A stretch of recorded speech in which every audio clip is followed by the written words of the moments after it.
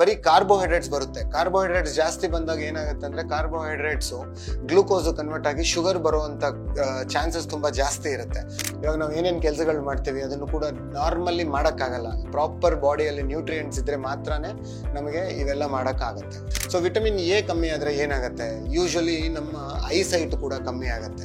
So vitamin A usually ಎಲ್ಲಿ ಸಿಗುತ್ತೆ ಅಂದರೆ, ಯಾರದೇ ಒಂದು ಕಂಪ್ಲೀಟ್ ಹೆಲ್ತ್ ಚೆಕ್ ಮಾಡಿಸಿದ್ರು ಕೂಡ ವಿಟಮಿನ್ B12 ಡೆಫಿಷಿಯನ್ಸಿ ಇರುತ್ತೆ.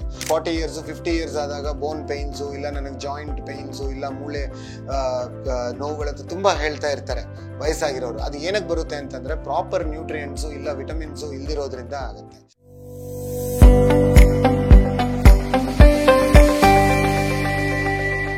ಎಲ್ಲರಿಗೂ ನಮಸ್ಕಾರ. ನನ್ನ ಹೆಸರು ಡಾಕ್ಟರ್ ಲೀಲಾ ಮೋಹನ್ ಅಂತ ಹೇಳಿ. ನಾನು MBBS MD internal medicine physician. ನಾನು ಇವತ್ತು ನಿಮಗೋಸ್ಕರ ನ್ಯೂಟ್ರಿಷನ್ಸ್ ಬಗ್ಗೆ ಮಾತಾಡ್ತೀನಿ. What is this nutrition? Nutrition ಅಂದರೆ ಪೋಷಕಾಂಶಗಳು. ಸೊ ಇದರಲ್ಲಿ ಏನೇನಿರುತ್ತೆ, ಹೇಗೆ ನಾವು ಅದನ್ನು ಪಡಿಬೋದು, ಹೇಗೆ ಅದನ್ನು ತಗೋಬೇಕು, ಮನೆಯಲ್ಲಿ ಏನು ಮಾಡ್ಬೋದು, ಇಲ್ಲ ಹೊರಗಡೆಯಿಂದ ಏನು ತಗೋಬೋದು, ಇಲ್ಲ ವಿಟಮಿನ್ ಸಪ್ಲಿಮೆಂಟ್ಸ್ ಇರ್ಬೋದು, ಅದ್ರ ಬಗ್ಗೆ ನಾನು ಇವಾಗ ನಿಮಗೆ ಇವತ್ತು ತಿಳಿಸ್ಕೊಡ್ತೀನಿ. ಸೊ ನ್ಯೂಟ್ರಿಯೆಂಟ್ಸು ನಾವು ಮೇಯ್ನು 2 ಥರ ಕ್ಲಾಸಿಫೈ ಮಾಡ್ತೀವಿ. ಒಂದು ಮ್ಯಾಕ್ರೋ ನ್ಯೂಟ್ರಿಯೆಂಟ್ಸ್ ಅಂತ ಹೇಳ್ತೀವಿ, ಇನ್ನೊಂದು ಮೈಕ್ರೋ ನ್ಯೂಟ್ರಿಯೆಂಟ್ಸ್ ಅಂತ ಹೇಳ್ತೀವಿ. ಸೊ ಮ್ಯಾಕ್ರೋ ನ್ಯೂಟ್ರಿಯೆಂಟ್ಸ್ ಅಂದಾಗ ಏನು ಬರುತ್ತೆ ಅಂದರೆ, ನಿಮ್ಮ ಕಾರ್ಬೋಹೈಡ್ರೇಟ್ಸು, ನೀವು ಡೈಲಿ ತಿನ್ನೋ ಪದಾರ್ಥಗಳು ಲೈಕ್ ರೈಸ್ ಆಗಲಿ, ಇಲ್ಲ ವೀಟ್ ಆಗಲಿ, ಇಲ್ಲ ಮೈದಾ ಅಂತ ಹೇಳ್ತೀವಿ, ತುಂಬ ಇತ್ಯಾದಿ ಪದಾರ್ಥಗಳನ್ನ ಕಾರ್ಬೋಹೈಡ್ರೇಟ್ಸ್ ಅಂತ ಹೇಳ್ತೀವಿ. ಆಮೇಲೆ ಪ್ರೋಟೀನ್ಸ್ ಅನ್ನೋದು ಕೂಡ ಒಂದು ನ್ಯೂಟ್ರಿಯೆಂಟು. ಆಮೇಲೆ ಫ್ಯಾಟ್ಸ್ ಅನ್ನೋದು ಕೂಡ ಒಂದು ನ್ಯೂಟ್ರಿಯೆಂಟ್ ಅಂತ ಹೇಳ್ತೀವಿ. ಸೊ ಯೂಶಲಿ ನಾವು ಏನು ಮಾಡ್ತೀವಿ ಅಂತಂದರೆ ಕಾರ್ಬೋಹೈಡ್ರೇಟ್ಸ್ನ ಜಾಸ್ತಿ ಯೂಸ್ ಮಾಡ್ತಾ ಇರ್ತೀವಿ. ಲೈಕ್ ಮಾರ್ನಿಂಗ್ ನಾವು ಬೆಳಗ್ಗೆ ಎದ್ದ ತಕ್ಷಣವೇ ಇವಾಗ ರೈಸ್ ತಿಂತೀವಿ ಯೂಶಲಿ, ಲೈಕ್ ಚಿತ್ರಾನ್ನ ಇರ್ಬೋದು, ಇನ್ನೊಂದು ಅದರ ರೈಸ್ ಐಟಮ್ಸು, ಬಿಸಿಬೇಳೆಭಾತ್ ಅನ್ಬೋದು, ಆ ಥರ. ಸೊ ಇದರಲ್ಲಿ ಬರೀ ಕಾರ್ಬೋಹೈಡ್ರೇಟ್ಸ್ ಬರುತ್ತೆ. ಕಾರ್ಬೋಹೈಡ್ರೇಟ್ಸ್ ಜಾಸ್ತಿ ಬಂದಾಗ ಏನಾಗುತ್ತೆ ಅಂದರೆ ಕಾರ್ಬೋಹೈಡ್ರೇಟ್ಸು ಗ್ಲೂಕೋಸ್ ಕನ್ವರ್ಟ್ ಆಗಿ ಶುಗರ್ ಬರುವಂಥ ಚಾನ್ಸಸ್ ತುಂಬ ಜಾಸ್ತಿ ಇರುತ್ತೆ. ಸೊ ಹಾಗಾಗಿ ನಾವು ನೋಡಿಕೊಂಡು ನಮ್ಮ ಪೋರ್ಷನ್ನ ನಾವು ಏನು ತಿಂತಾ ಇದ್ದೀವಿ ಅನ್ನೋದನ್ನು ನಾವು ನೋಡಿಕೊಂಡು ಕ್ಯಾಲ್ಕುಲೇಟ್ ಮಾಡಿಕೊಂಡು ತಿಂದರೆ ಸೊ ನಮ್ಮ ಬಾಡಿಗೆ ನಮಗೆ ಬೇಕನ್ನೋ ಇರೋ ನ್ಯೂಟ್ರಿಯೆಂಟ್ಸ್ ನಮ್ಗೆ ಈಸಿಯಾಗಿ ಸಿಗುತ್ತೆ.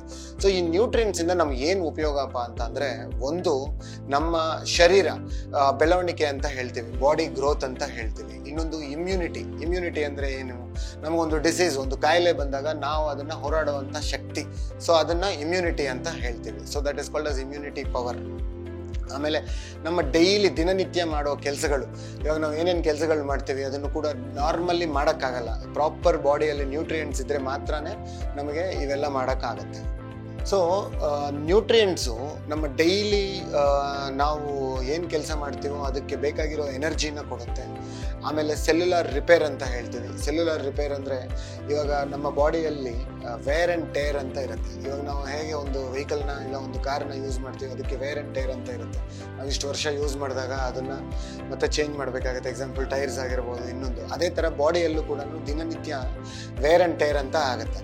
ಸೊ ಈ ವೇರ್ ಆ್ಯಂಡ್ ಟೇರ್ನ ನಾವು ಕವರ್ ಮಾಡಬೇಕು ಅಂದಾಗ ನಮ್ಮ ಬಾಡಿಯಲ್ಲಿ ಪ್ರಾಪರ್ ನ್ಯೂಟ್ರಿಯೆಂಟ್ಸ್ ಇರಬೇಕು. ಸೊ ನ್ಯೂಟ್ರಿಯೆಂಟ್ಸ್ ಅಂತಂದರೆ ಮ್ಯಾಕ್ರೋ ನ್ಯೂಟ್ರಿಯೆಂಟ್ಸ್ ಅಂತ ತಿಳ್ಕೊಂಡಿದ್ದೀವಿ. ಈಗ micro nutrients. So micro nutrients ಅಂತಂದರೆ ಏನು? ವಿಟಮಿನ್ಸಲ್ಲಿ ತುಂಬ ವಿಟಮಿನ್ಸ್ ಇದೆ. ಲೈಕ್ ವಿಟಮಿನ್ ಎ ಅಂತ ಹೇಳ್ತೀವಿ, ವಿಟಮಿನ್ ಬಿ ಅಂತ ಹೇಳ್ತೀವಿ, ಬಿಯಲ್ಲಿ ಮತ್ತು ವಿಟಮಿನ್ ಬಿ ಕಾಂಪ್ಲೆಕ್ಸ್ ಅಂತ ಇದೆ, ಅದರಲ್ಲಿ B6 ಅಂತ ಹೇಳ್ತೀವಿ, B12 ಅಂತ ಹೇಳ್ತೀವಿ. ಆಮೇಲೆ ವಿಟಮಿನ್ ಡಿ ಅಂತ ಹೇಳ್ತೀವಿ, ವಿಟಮಿನ್ ಇ ಅಂತ ಹೇಳ್ತೀವಿ. ಈ ಥರ ತುಂಬ ವಿಟಮಿನ್ಸ್ ಅನ್ನೋದು ನಮ್ಮ ಬಾಡಿಗೆ ದಿನನಿತ್ಯನೂ ಬೇಕಾಗತ್ತೆ.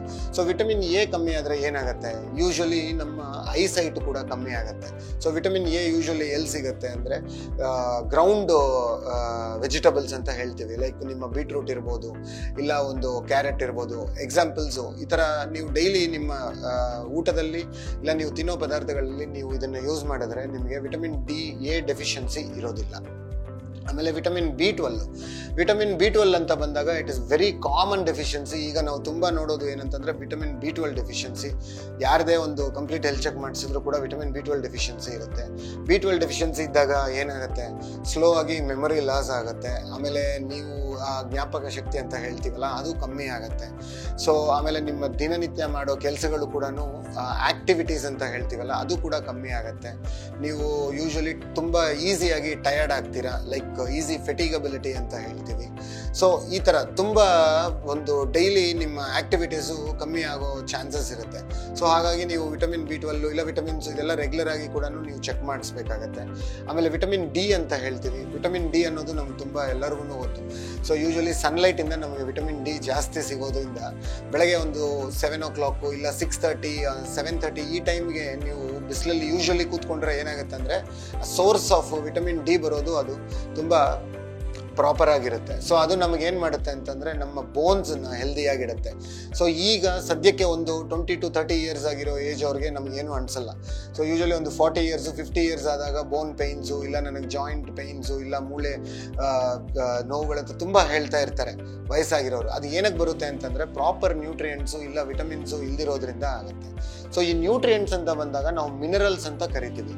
ತುಂಬ ಮಿನರಲ್ಸ್ ಅನ್ನೋದು ನಮ್ಮ ಬಾಡಿಯಲ್ಲಿ ಬೇಕಾಗತ್ತೆ, ದಿನನಿತ್ಯನೂ ಪ್ರತಿಯೊಂದೂ ಬೇಕಾಗತ್ತೆ. ಸೊ ನ್ಯೂಟ್ರಿಯೆಂಟ್ಸ್ ಅಂತ ತಗೊಂಡಾಗ ವಾಟರ್ ಕೂಡ ತುಂಬ ಇಂಪಾರ್ಟೆಂಟ್ ಆಗುತ್ತೆ. ವಾಟರಲ್ಲೂ ಕೂಡ ತುಂಬ ಮಿನರಲ್ಸು ಆಮೇಲೆ ತುಂಬ ಪೋಷಕ ಪದಾರ್ಥ ಅಂತ ಹೇಳ್ತೀವಿ. ಸೊ ಅವೆಲ್ಲ ಕೂಡ ಇರುತ್ತೆ. ಸೊ ವಾಟರ್ ಕೂಡ 2 to 3 liters of water daily consume ಮಾಡಬೇಕಾಗುತ್ತೆ. ಸೊ ಮಿನರಲ್ಸ್ ಅಂತ ಬಂದಾಗ ಈಗ ರಾಗಿ ಅಂತ ಹೇಳ್ತೀವಿ. ಸೊ ಮನೆಯಲ್ಲಿ ಅದು ನಮ್ಗೆ ಈಸಿಯಾಗಿ ಸಿಗುತ್ತೆ ರಾಗಿ ಅನ್ನೋದು. ಆಮೇಲೆ ನಟ್ಸ್ ಅಂತ ಹೇಳ್ತೀವಿ, ಲೈಕ್ ಇವಾಗ ಕ್ಯಾಶ್ಯೂ ನಟ್ಸ್ ಇರ್ಬೋದು ಇಲ್ಲ ಆಲ್ಮಂಡ್ಸ್ ಇರ್ಬೋದು, ಬಾದಾಮಿ ಅಂತ ಇರ್ಬೋದು. ಆಮೇಲೆ ತುಂಬ ಡ್ರೈ ಫ್ರೂಟ್ಸ್ ಸಿಗುತ್ತೆ, ಅದರಲ್ಲೂ ಕೂಡ ತುಂಬ ಮಿನರಲ್ಸ್ ಇರುತ್ತೆ.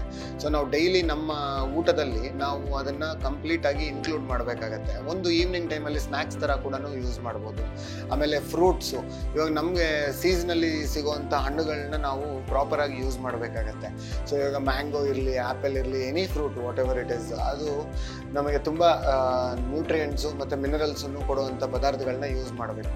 ಮ್ಯಾಕ್ಸಿಮಮ್ಮು ನಾವು ಕಾರ್ಬೋಹೈಡ್ರೇಟ್ಸ್ನ ಸ್ವಲ್ಪ ಕಮ್ಮಿ ಮಾಡಬೇಕು, ಲೈಕ್ ರೈಸು, ಈ ವೈಟ್ ರೈಸ್ ಅಂತ ಹೇಳ್ತೀವಿ, ಆಮೇಲೆ ವೈಟ್ ಶುಗರ್ ಅಂತ ಹೇಳ್ತೀವಿ. ಪ್ರತಿಯೊಂದು ಕಾಯಿಲೆಗೂ ಒಂದು ಮೂಲ ಕಾರಣ ಅಂತ ಅಂದರೆ ಶುಗರ್ ಅಂತ ಹೇಳ್ತೀವಿ. ಸೊ ಇದು ಕೂಡ ನಮ್ಮ ಒಂದು ನ್ಯೂಟ್ರಿಷನ್ ಪಾರ್ಟಲ್ಲೇ ಇರುತ್ತೆ, ಬಟ್ ಆದರೆ ಇದನ್ನು ಸ್ವಲ್ಪ ಕಮ್ಮಿ ಕನ್ಸ್ಯೂಮ್ ಮಾಡಿದ್ರೆ ಒಳ್ಳೆಯದು. ಸೊ ನ್ಯೂಟ್ರಿಯೆಂಟ್ಸಲ್ಲಿ ನಾವು ಈಗ ಮೊಸರು ಆಮೇಲೆ ಬಟರ್ ಮಿಲ್ಕು ಇವೆಲ್ಲ ಕೂಡ ಇನ್ಕ್ಲೂಡ್ ಮಾಡ್ಬೋದು. ಆಮೇಲೆ ಅಲಾಂಗ್ ವಿತ್ ದಟ್ ವೆಜಿಟೇಬಲ್ಸ್ ಕೂಡ ಪ್ರತಿಯೊಂದು ವೆಜಿಟೇಬಲ್ ನಮಗೆ ಸಿಗೋವಂಥ ವೆಜಿಟೇಬಲ್ ಪ್ರತಿಯೊಂದೂ ನ್ಯಾಚುರಲ್ ಸೋರ್ಸ್ ಆಗಿ ಯೂಸ್ ಮಾಡಬೇಕಾಗುತ್ತೆ. ಸೊ ನಾವು ಈ ಔಟ್ಸೈಡ್ ಫುಡ್ಡು ಆಮೇಲೆ ಈ ಹೊರಗಡೆ ಸಿಗೋವಂಥ ಈ ಫ್ರೈಡ್ ಫುಡ್ಸು ಇವೆಲ್ಲ ಕೂಡ ಅವಾಯ್ಡ್ ಮಾಡಬೇಕಾಗುತ್ತೆ.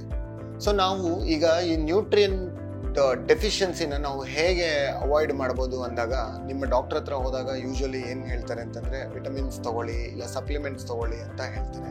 ಸೊ ಅದನ್ನು ನಾವು ಖಂಡಿತ ಯೂಸ್ ಮಾಡಲೇಬೇಕಾಗತ್ತೆ. ಯಾಕೆಂತಂದರೆ ಈಗ ನಮಗೆ ಸಿಗೋವಂಥ ಊಟ ಇಲ್ಲ ಇವಾಗ ಹೊರಗಡೆ ಸಿಗೋವಂಥ ಪದಾರ್ಥಗಳು ಅಷ್ಟು ಮೊದಲು ನಮಗೆ ಸಿಗ್ತಿರೋವಂಥ ಕ್ವಾಲಿಟಿ ಇವಾಗ ಸಿಗಲ್ಲ. ಸೊ ಹಾಗಾಗಿ ಏನು ಮಾಡಬೇಕು, ನಾವು ಅದಕ್ಕೆ ಸಪ್ಲಿಮೆಂಟ್ ಮಾಡಲೇಬೇಕು. ಸೊ ಸಪ್ಲಿಮೆಂಟ್ಸು ಏನು ಅಂತಂದರೆ ಮಲ್ಟಿವಿಟಮಿನ್ ಟ್ಯಾಬ್ಲೆಟ್ಸ್ ತೊಗೋಬೇಕು. ಇವಾಗ ಒಮೆಗಾ 3 ಅಂತ ಬರುತ್ತೆ, ಒಮೆಗಾ 3 ಫ್ಯಾಟಿ ಆ್ಯಸಿಡ್ಸ್ ಅಂತ ಬರುತ್ತೆ, ಫಿಶ್ ಆಯಿಲ್ ಅಂತ ಹೇಳ್ತೀವಿ. ಸೊ ಇಂಥವು ಕೂಡ ಕ್ಯಾಪ್ಸೂಲ್ಸಲ್ಲಿ ಸಿಗುತ್ತೆ. ಆಮೇಲೆ ಕ್ಯಾಲ್ಶಿಯಂ ಟ್ಯಾಬ್ಲೆಟ್ಸ್ ಸಿಗುತ್ತೆ, ಐರನ್ ಟ್ಯಾಬ್ಲೆಟ್ಸ್ ಅಂತ ಸಿಗುತ್ತೆ. ಸೊ ತುಂಬ ವಿಟಮಿನ್ B12 ಟ್ಯಾಬ್ಲೆಟ್ಸ್ ಸಿಗುತ್ತೆ, ವಿಟಮಿನ್ ಡಿ ಕ್ಯಾಪ್ಸೂಲ್ಸು ಕೂಡ ಸಿಗುತ್ತೆ. ಸೊ ಈ ಥರ ಡಿಫ್ರೆಂಟ್ ವೆರೈಟೀಸ್ ಆಫ್ ನ್ಯೂಟ್ರಿಯೆಂಟ್ಸು ಈಗ ನಮಗೆ ಮಾರ್ಕೆಟಲ್ಲಿ ಸಿಗುತ್ತೆ. ಅದು ಕೂಡ ನಾವು ಒಳ್ಳೆ ಕ್ವಾಲಿಟಿ ಯಾವುದು ಅನ್ನೋದೊಂದು ನೋಡಿಕೊಂಡು ತೊಗೋಬೇಕು. ಇದರಲ್ಲಿ ನಾವು ಮೇಯ್ನು ಒಮೆಗಾ 3 ಅಂತ ಬಂದಾಗ ಒಮೆಗಾ 3 ನೀವು ಯೂಸ್ ಮಾಡಿದಾಗ ಏನಾಗುತ್ತೆ ಅಂತಂದರೆ ನಿಮ್ಮ ಮಸಿಲ್ ಫೆಟಿಗ್ನೆಸ್ ಇರಲ್ಲ, ಆಮೇಲೆ ಹೇರ್ ಲಾಸ್ ಇರಲ್ಲ, ಸ್ಕಿನ್ ಈ ಏಜ್ ಅಂತ ಏನು ಹೇಳ್ತೀವಿ ಅದು ಬೇಗ ಕೂಡ ಬರೋದಿಲ್ಲ. ಆಮೇಲೆ ಇದರಲ್ಲಿ ತುಂಬ ರಿಚ್ ಆಗಿ ಆ್ಯಂಟಿ ಆಕ್ಸಿಡೆಂಟ್ಸ್ ಅಂತ ಹೇಳ್ತೀವಿ. ನೀವು ನ್ಯೂಟ್ರಿಯೆಂಟ್ಸು ಮತ್ತು ಈಗ ನಾನು ಹೇಳಿದಂಗೆ ಮ್ಯಾಕ್ರೋ ನ್ಯೂಟ್ರಿಯೆಂಟ್ಸು ಮೈಕ್ರೋ ನ್ಯೂಟ್ರಿಯೆಂಟ್ಸನ್ನು ರೆಗ್ಯುಲರ್ ಆಗಿ ನಾವು ಕನ್ಸ್ಯೂಮ್ ಮಾಡಿದಾಗ ನಮಗೆ ಒಂದು RDA ಅಂತ ಹೇಳ್ತೀವಿ, ರಿಕಮೆಂಡೆಡ್ ಡೈಟರಿ ಅಲೋವೆನ್ಸ್ ಅಂತ ಹೇಳ್ತೀವಿ. ಈ ಥರ ನಾವು ಒಂದು ಫಿಕ್ಸ್ ಮಾಡಿಕೊಂಡು ಕರೆಕ್ಟಾಗಿ ಇದನ್ನು ತಗೊಂಡಾಗ ಸೊ ನಾವು ಹೆಲ್ದಿಯಾಗಿ ಯೂಶಲಿ ಇರ್ತೀವಿ. ಲೇಟೆಸ್ಟ್ ಹಾಗೂ ಇಂಟ್ರೆಸ್ಟಿಂಗ್ ಸುದ್ದಿಗಳಿಗಾಗಿ ಬಾಸ್ ಟಿವಿ ಕನ್ನಡ ಚಾನೆಲ್ನ ಸಬ್ಸ್ಕ್ರೈಬ್ ಮಾಡಿ, ಹಾಗೆಯೇ ಬೆಲ್ ಐಕಾನ್ ಪ್ರೆಸ್ ಮಾಡಿ. ಇದರ ಜೊತೆಗೆ ಫೇಸ್ಬುಕ್, ಇನ್ಸ್ಟಾಗ್ರಾಮ್, ಎಕ್ಸ್ ನಲ್ಲೂ ಮಿಸ್ ಮಾಡದೆ ಫಾಲೋ ಮಾಡಿ.